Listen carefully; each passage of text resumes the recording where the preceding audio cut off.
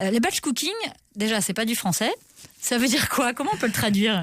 La traduction, ça serait cuisiner en lot. Ah. C'est pas très joli, mais... Non, mais c'est presque plus clair que le batch cooking finalement. Oui, effectivement. Mais on aime bien les mots Oui, un peu anglais. ça claque en un peu France. quand même. Ouais, Hein. ça fait stylé. Alors c'est quoi cuisiner en lot? Batch cooker. En gros, c'est de cuisiner en une seule fois tous les repas de la semaine. Donc par exemple, le dimanche, si vous êtes off, vous prenez quelques heures. En règle générale, c'est 2 à 3 heures en fonction de la taille de votre famille. Réflexion comprise, c'est-à-dire réflexion des menus comprises ou pas? Peut-être pas. alors je vais garder 4 heures. Non, peut-être pas. Non. 4 heures au début, peut-être, mais après, ça va aller beaucoup plus vite. Vous allez voir, vous allez prendre l'habitude. Et donc, pendant cette période-là, vous allez faire tous les repas de votre semaine. Et comme ça, le soir, quand vous rentrez du travail, vous savez ce que vous devez faire. Vous n'avez pas la vaisselle, toutes ces choses qui... Voilà, nous perturbe le soir quand on rentre. Non mais attendez, vous me déprimez presque, Justine Pilouzot. Je me dis déjà le soir, si j'additionne tous mes soirs et tous mes midis de cuisine et que je les reporte le dimanche, mais je vais pas m'en sortir. Comment on fait pourquoi c'est si révolutionnaire et pourquoi ça peut vraiment nous faire gagner du temps, le batch cooking? Parce qu'on va être organisé, parce qu'on va faire les choses de façon pragmatique. Tous les soirs, on va éplucher un oignon pour faire notre petite sauce, nos pâtes. Là, on va le faire en une fois.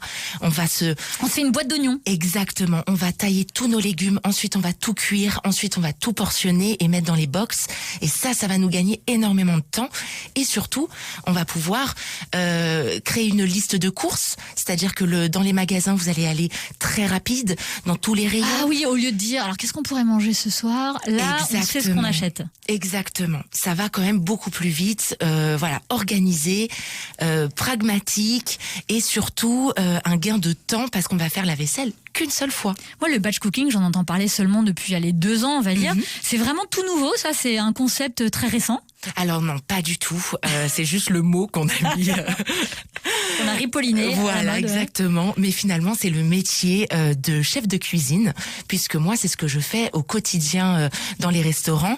On s'organise. On peut pas faire toute la carte du restaurant le jour J. C'est vrai que j'y ai pas pensé. Bah oui. On s'organise exactement, et donc on fait nos courses en fonction. On fait attention au stock. On s'organise. Alors ça se fait aussi dans les familles, puisque ma grand-mère faisait ça, ma mère fait ça.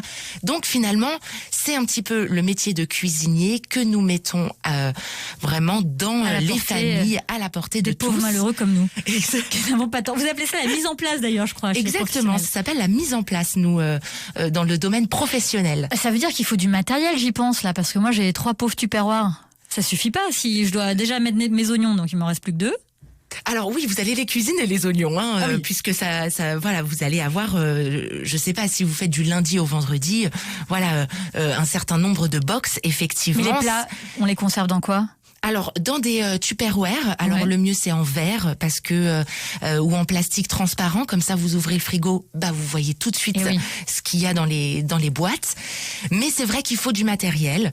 Voilà, une activité demande un matériel. Quand on fait du bricolage, il nous faut un matériel. Et là c'est pareil. Donc je note, il me faut combien de boîtes, qu'est-ce que vous nous conseillez? Première liste. Alors déjà, premièrement, il faut une planche pour travailler, parce que souvent quand je vois mes copines sur les assiettes, sur les assiettes, ça va pas du tout, on prend une planche, on prend un couteau, un petit, un grand, c'est le mieux, très aiguisé quand même, il faut que ça soit faut que ça coupe du beurre. Et puis ensuite, je préconise d'avoir une petite râpe. Ça c'est mon petit secret, parce que quand on râpe les choses, on a beaucoup de saveur, ça explose dans les plats. J'aime beaucoup, c'est un ustensile que j'apprécie énormément. Et puis poêle, casserole, c'est ces choses-là que nous avons tous normalement. Minute Papillon sur France Bleu, Sidonie Bonnec.